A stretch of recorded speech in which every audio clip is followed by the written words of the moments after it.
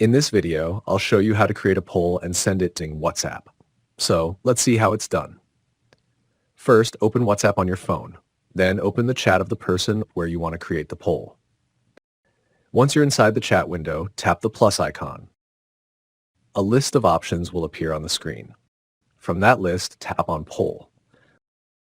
This will open the poll creation screen. Here, you can enter the question you want to ask in your poll. After that, add the answer choices one by one. You can enter several options so people can choose from the list. Once you have added your question and all the options, your poll is ready. Now, simply tap the Send button, just like sending a normal message.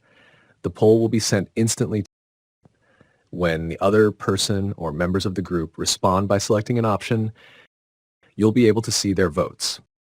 This is how the poll response will appear to the person who created and sent the poll.